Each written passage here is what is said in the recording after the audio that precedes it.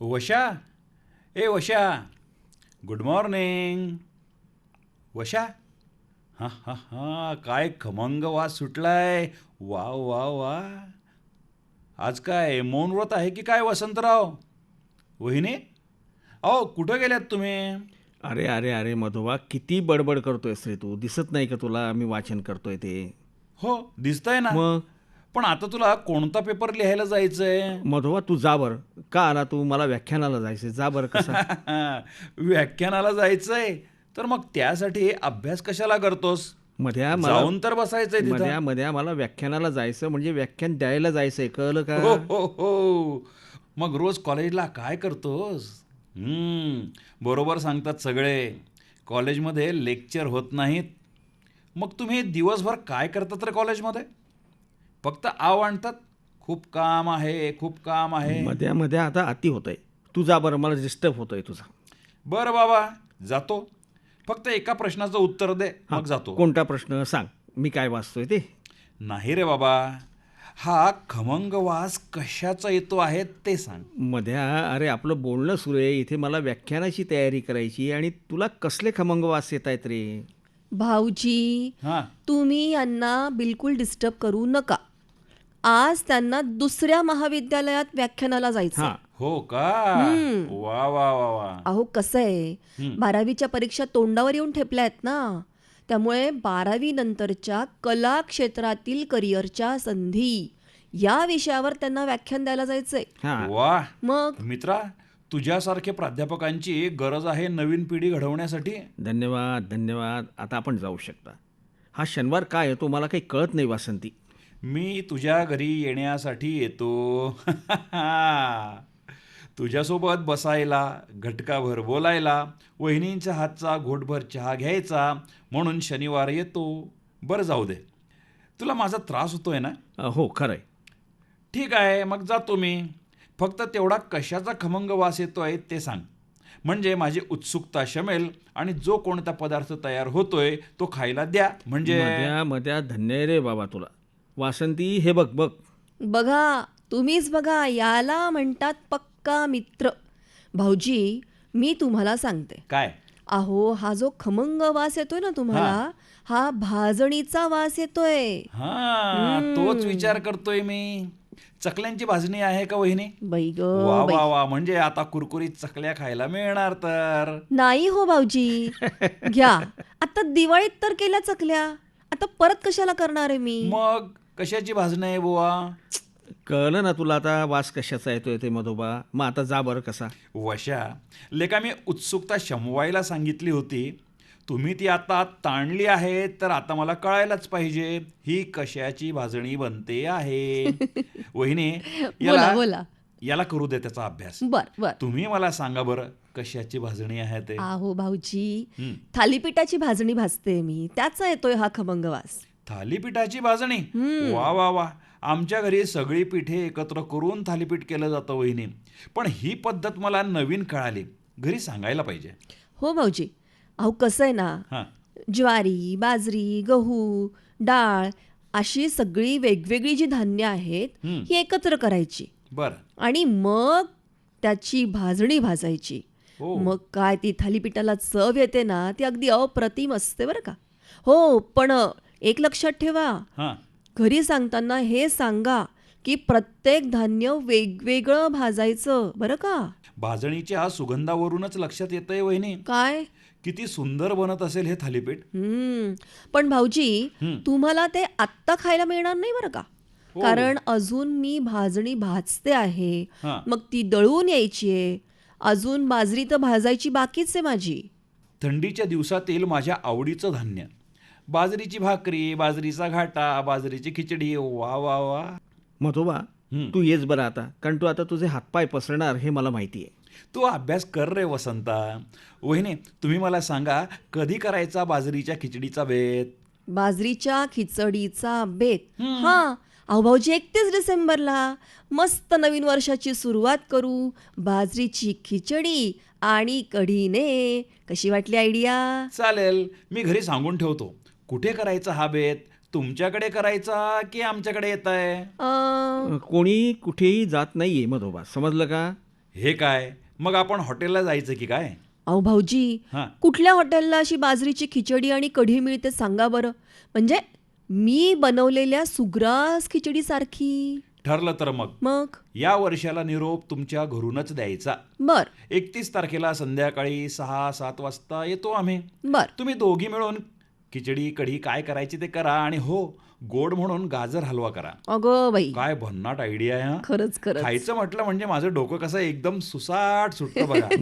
वासंती मधोबा, आपण 31 डिसेंबर साजरा करतो का? नाही, पण अहो या वर्षी केला तर काय हरकत आहे? तेवढीच पोरांना मजा, छान गेट टुगेदर पण होईल आपलं, नाही का? वासंती, पोरांना मजा आणि गेट टुगेदर व्हावं म्हणून आपल्या संस्कृतीत इतर सणवार असतात. त्यावेळी असा आग्रह का नाही करत तुम्ही मोठे लोक? कुळधर्म, देवाचे दिवस, महालक्ष्म्या, किती इतर कुठल्याही सणांना मुलांना सूट मिळते.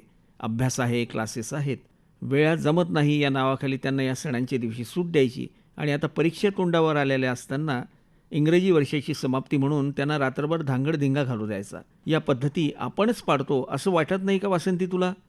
आपल्या वागण्यातूनच आणि कृतीतूनच मुलांना संस्कार आणि संस्कृती समजत असते, समजलं का? ए वशा, बाबा तुला व्याख्यान तिकडे महाविद्यालयात द्यायचंय. त्याचा प्रयोग आमच्यावर नको करू आता. इकडे आमचा खमंग विषय सुरू आहे. वा वा वा मधोबा, खरं म्हणजे व्याख्यानाची गरज मुलांना नाही तर पालकांनाच आहे. कारण तुमच्यासारखे पालक आंग्ल संस्कृतीचा उदो करताना दिसतात. अहो पण काय वाईट आहे? मी म्हणते दुसऱ्याच्या आनंदात आपला आनंद मानायचा. हे आपली संस्कृती पण शिकवतेच ना. हो ना. मग मग वर्षाची अखेर, मग ती इंग्रजी वर्षाची असो, हिंदीची असो, मराठीची असो, आपल्याला काय एकत्र यायला कारण पाहिजे. तुझं बरोबर आहे वासंती. माझा हा मुद्दा तुमच्या लक्षात येतोय का? नवीन वर्षाच्या स्वागतासाठी ही पोरं रात्रभर जागरण करणार. पोरच काय, आपणही त्यांच्याबरोबर रात्रभर जागो राहू. हो बरं, हा सुट्टीचा दिवस नाही, नाही. वर्किंग डे, बरोबर? हो मुलांच्या शाळा आहेत, मला कॉलेज आहे, याला बँक आहे. पेंगुळलेल्या आणि थकलेल्या अवस्थेत दुसऱ्या दिवशी आपापल्या कामाला आपण जाणार. हम्म. आणि काल रात्री नवीन वर्षाच्या स्वागतासाठी 2 वाजेपर्यंत जागरण झालं. जागरण करून नवीन वर्षाचं स्वागत केलं जावं असं कुठे लिहिलं आहे का वासंती? आपली संस्कृती उगवत्या सूर्याची आहे. उगवणाऱ्या प्रत्येक सूर्याने आपला दिवस, सण, वर्ष सुरू होतो की नाही? हो खरं रात्रीच्या जागरण आणि गोंधळाने नाही. खरं हो, म्हणजे माझ्या लक्षातच आल्या नाही ह्या मग? गोष्टी. आणि आपण जर पाळल्या तरच आपण मुलांना सांगू शकतो. प्रश्नच नाही. म्हणजे नियम आपण मोडायचे आणि त्यांनी मोडले तर त्यांना बोलायचं. खरंच म्हणजे हे चुकीचंच आहे, लक्षात नाही आलं माझ्या. वशा, हां, खरंच पालकांनाच व्याख्यानाची गरज आहे रे. हे तुम्ही जबरदस्ती मला समाधान लाभावं म्हणून बोलत असाल तर? नाही हो, खरंच नाही. खरंच आम्हाला तुमचं म्हणणं पटलंय. मग कोणीतरी सुरुवात करायलाच पाहिजे, नाही हो, का? खरंय. मग ती आपणच का नाही? आपण घरून करायची, आपल्या मित्रमंडळींपासून करायची. जे आपलं ऐकतात त्यांना सांगायचं, नाही का मजा? खरंय वशा तुझं. मग मग आता त्या भाजणीचं काय, त्या बाजरीची खिचडी आणि कढीचं काय, कधी मिळणार मग मला खायला? कठीण आहे बाई. अहो भाऊजी, आत्ताशी ती भाजणी भाजतेय मी. मग अहो अजून त्याच्यामध्ये धणे भाजून टाकायचे, जिरे भाजून टाकायचे, मग ते दळावं लागेल. धणे आणि जिरे पण टाकणार का वहिनी त्यात हो तुम्ही?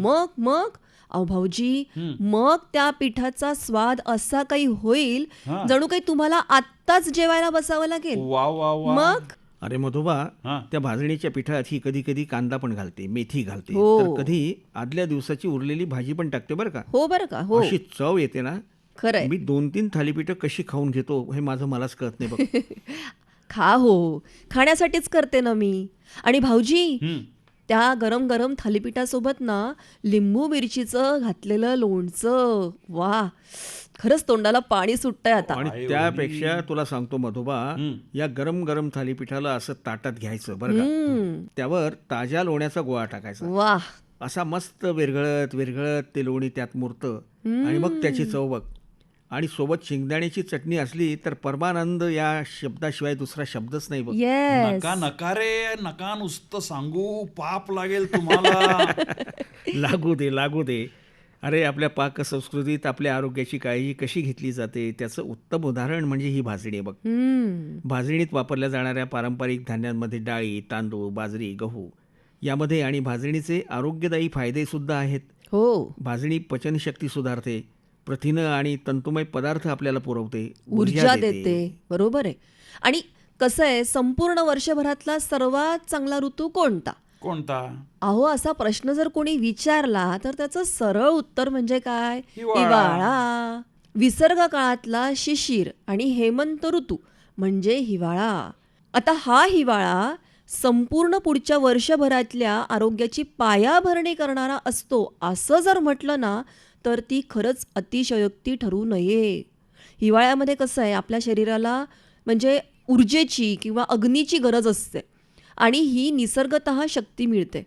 म्हणून हिवाळ्यात बघा तुम्ही, आपल्याला भूक पण जास्त लागते, खरंय. पचन व्यवस्थित होतं. हो, त्यामुळे शरीराला आवश्यक ह्या गोष्टी ह्या ऋतूत खाल्ल्या पण जातात. नक्कीच. मग आणि हिवाळ्यात कसं आहे, आहाराचं नियोजन करताना तो आहार जर पौष्टिक असेल, अर्थात पौष्टिक वजन वाढवणारा नाही, याची जर सगळ्यांनी काळजी घेतली तर क्या बात आहे. कसं आहे, हिवाळ्यात पचनशक्ती चांगली असते, त्यामुळे शरीराला ऊर्जासुद्धा मिळते, जास्त भूक जरी लागली तरी ती पचते. आणि आपल्याकडे तर थंडीच्या दिवसामध्ये आपण डिंकाचे लाडू, सुक्या मेवाचे लाडू करतोच का हो. मागच्या वेळेला नाही का आपण डिंकाचे लाडू कसे हो, हो. यांनी काय सुद्धा अप्रतिम झाला आहे, तो ह्यांनी लाडू. सुद्धा मदत केली होती लाडू करताना. मग? आणि पौष्टिक असतात म्हणून ह्यांनी बनवले काय आणि कधी खाल्ले काय ते सुद्धा कळालं नाही. प्रथिनं, कॅल्शियम, लोह हे सुद्धा लाडवात असतं.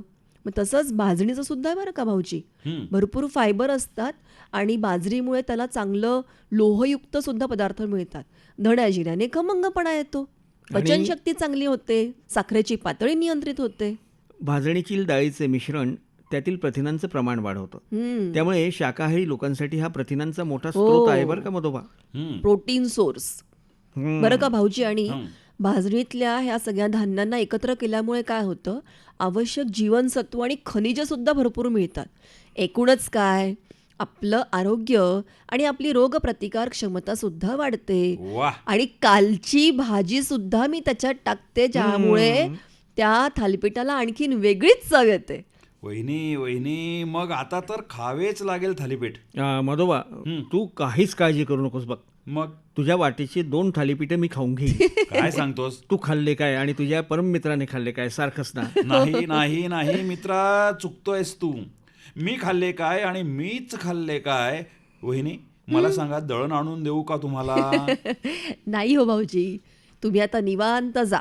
एक काम करा, तुम्ही संध्याकाळी या बरं का. हां. तुम्हाला मस्त मेथीचं थालीपीठ खाऊ घालते. आज आमचा संध्याकाळचा तोच बेत ठरलाय. गरमागरम थालीपीठ आणि त्यावर मस्त लोण्याचा गोळा. बरोबर ना वहिनी? मग मग तुम्ही या आता, कारण पुन्हा संध्याकाळी यायचंय ना तुम्हाला. मग ते तर मी येणारच, पण हो, कळालं.